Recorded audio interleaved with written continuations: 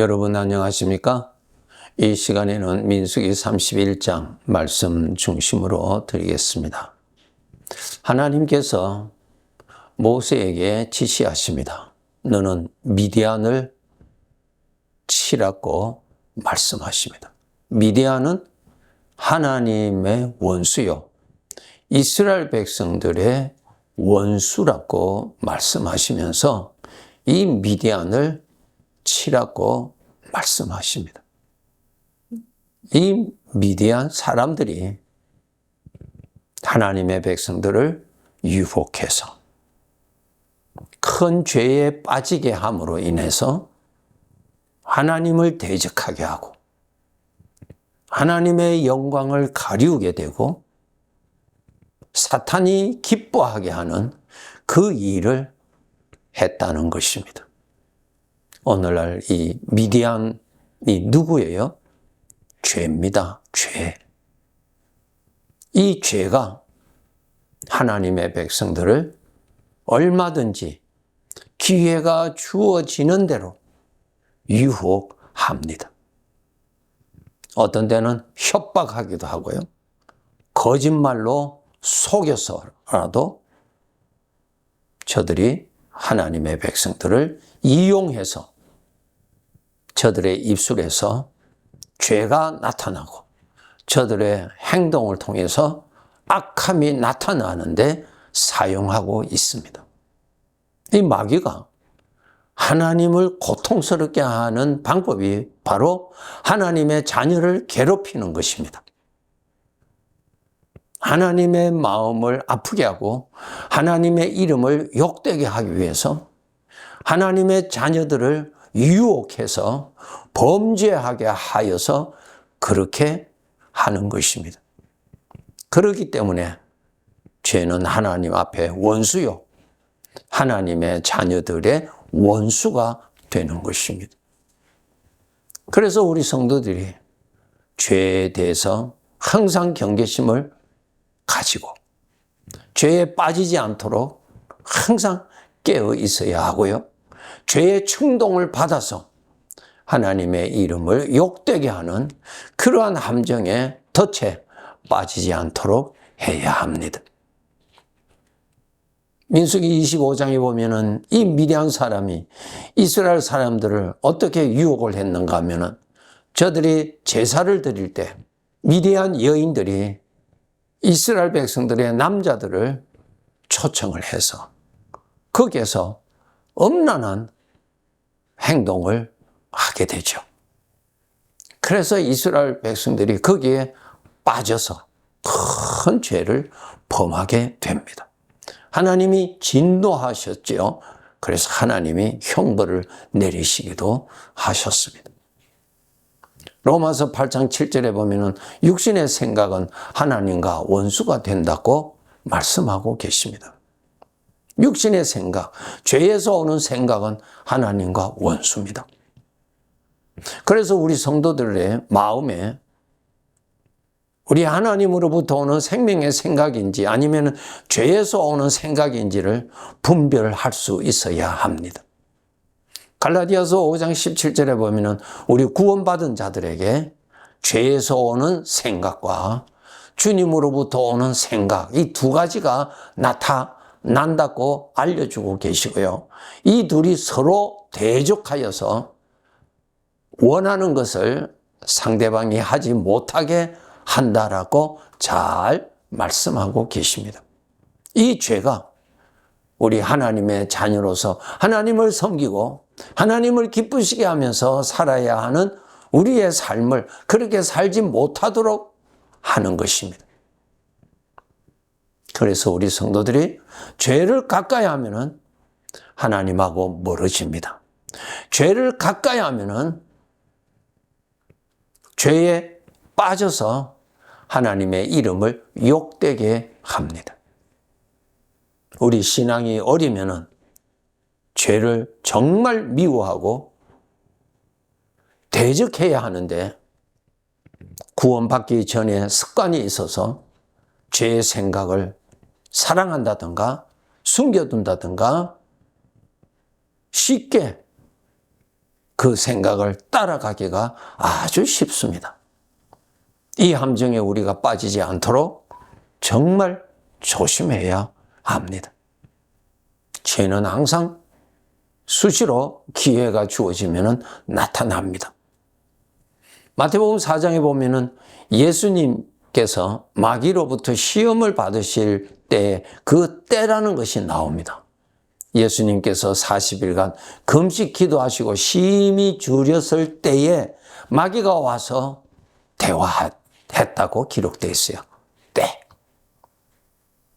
에베소서 4장에 보면은 분노가 일어났을 때, 어떤 섭섭한 일이 일어났을 때 그 생각을 빨리 포기하고 주님께로 돌아가야 되는데 주님께 돌아가지 아니하고 계속 그 생각을 만지고 그 생각을 가지고 가까이 있으면은 그때에 마귀가 와서 악한 생각에 빠지게 하는 그러한 충동을 일으킵니다.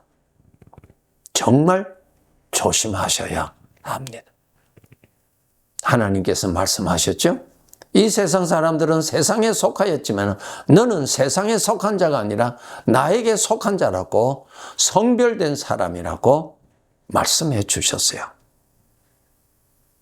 우리가 이 세상에 살 때 하나님의 도움이 아니면은 이 세상에 빠질 수밖에 없습니다. 이 세상의 생각에 빠질 수밖에 없습니다. 이 생각에 빠지지 않기 위해서는 하나님을 항상 가까이 하셔야 빠지지 않습니다. 빛을 가까이 해야 어둠에 빠지지 않는 것과 같습니다. 여러분, 하나님 가까이 하셔야 됩니다. 복 받기 위해서 하나님을 가까이 하는 것이 아니라 하나님의 자녀이기 때문에 하나님을 가까이 해야 죄에 빠지지 않습니다. 죄에 빠지지 아니해야 우리 아버지의 이름을 욕되게 하지 않을 수가 있고 죄에 빠지지 아니해야 하나님을 기쁘시게 하는 삶을 살아갈 수가 있는 것입니다. 부단한 노력으로 하나님을 가까이 하도록 해야 합니다. 시편 1편에 있는 말씀처럼 복이 있는 사람은, 우리는 복이 있는 사람이죠. 복이 누구예요? 나와 함께 계시는 하나님, 나와 함께 계시는 주님이 나의 복입니다. 주님이 함께 계시는 사람은, 주님께 속한 사람은, 그분이 나의 주인이 된 사람은 악인의 꾀를 따라가지 아니해야 되고 죄인의 길에 서지도 아니하고 오만한 자의 자리에 앉아 있지도 아니해야 되죠. 하나님이 함께 하시는 사람입니다. 아버지의 이름을 욕되게 하지 않도록 깨어 있어야 합니다. 우리들의 마음에 거룩하신 하나님의 말씀을 부지런히 열심히 마음에 담도록, 마음에 묵상하도록, 마음에 품도록 여러분이 노력하셔야 이 마음에 하나님의 말씀이 나를 지켜주고 그 말씀하시는 주님이 나를 지켜주시게 됩니다. 그러나 나의 마음에 하나님의 말씀은 빈약하고 세상의 것만 가득하면은 나는 자연스럽게 세상을 사랑하게 되고 세상의 것이 하나님의 것보다 더 재밌고 더 좋고 더욱 나의 관심거리가 됩니다. 그렇게 되면은 죄가 나를 얼마든지 이용해서 나에게서 하나님의 이름이 나타나고 나를 통해서 하나님의 영광이 나타나야 할 하나님의 자녀의 신분을 제대로 지키지 못하게 되는 결과가 초래됩니다.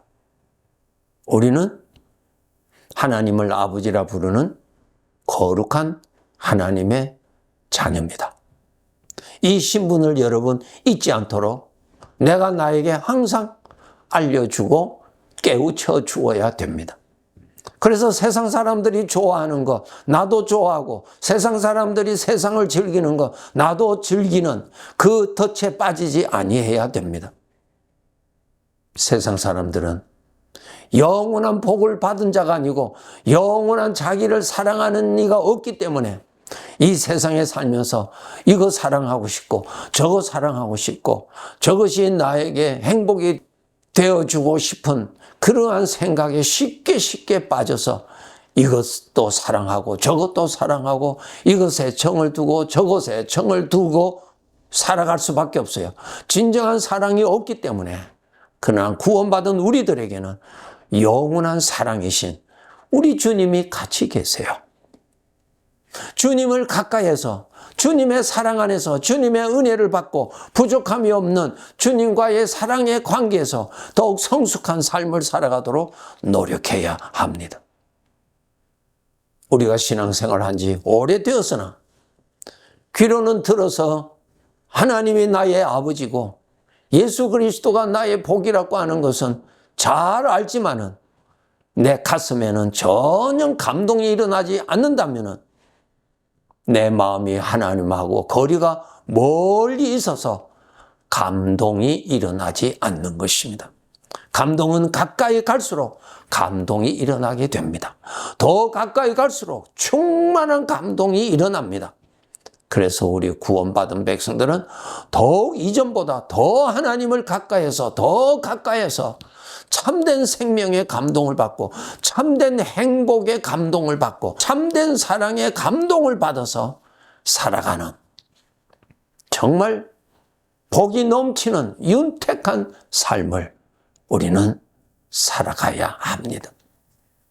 입으로는 하나님이 나의 복이라고 하면서 실제로는 이 세상의 것이 나의 복이라고 하는 그러한 이중적인 잘못된 생각을 가지고 살아갈 수가 있지요.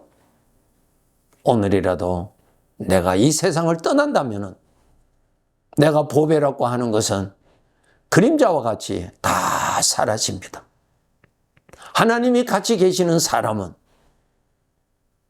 비로소 내 눈이 열려서 하나님을 뵙게 될 것입니다.